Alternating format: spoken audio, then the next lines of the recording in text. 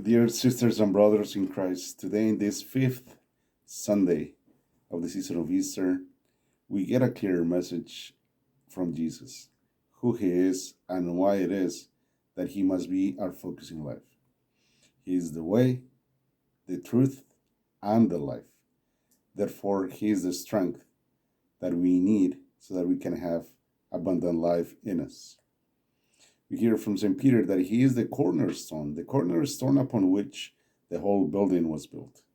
That first stone that, if placed right, will end up in a building being built strong, being built in an orderly manner, and in a building that will withstand any storm that comes against it.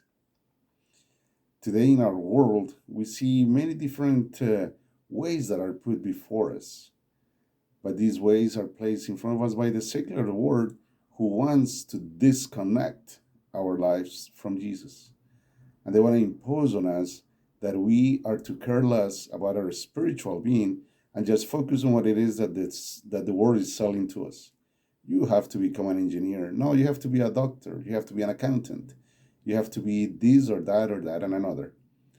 And then in giving ourselves to all of these different activities, then we tend to forget about God and leave him behind. And because he's not only the way but also the light, if we lack him, we are in darkness. And in darkness we can't see the way. And in darkness we will get lost. And in darkness we will get hurt. And unfortunately, in this lack of light is where we see what's going on in our daily society today. It is so sad to listen almost on a daily basis that somehow in the United States, some people got shot because somebody lacked love in their hearts. Somebody lacked direction.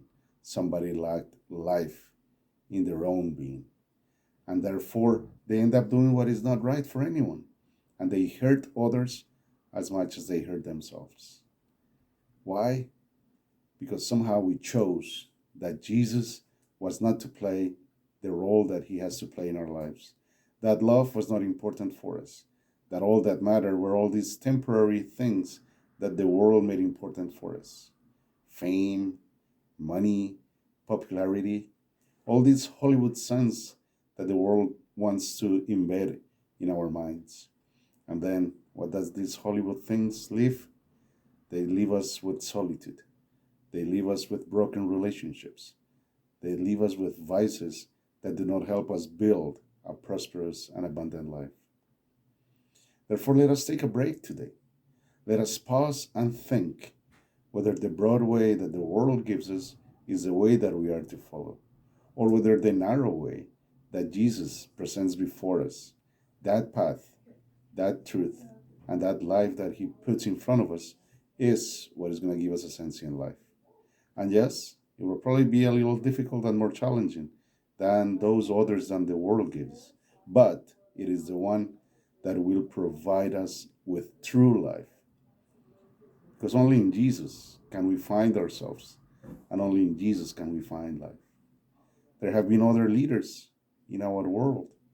There was Buddha, who said that he had found a way to a better life. But Jesus came and he says that he is the way. Then there came Muhammad, who said that the truth had been revealed to him. But then Jesus says, I am the truth. And then we also hear from Confucius that he said he had found a way to live that was fundamental, that was essential, that would transcend. However, Jesus comes and he says he is the life.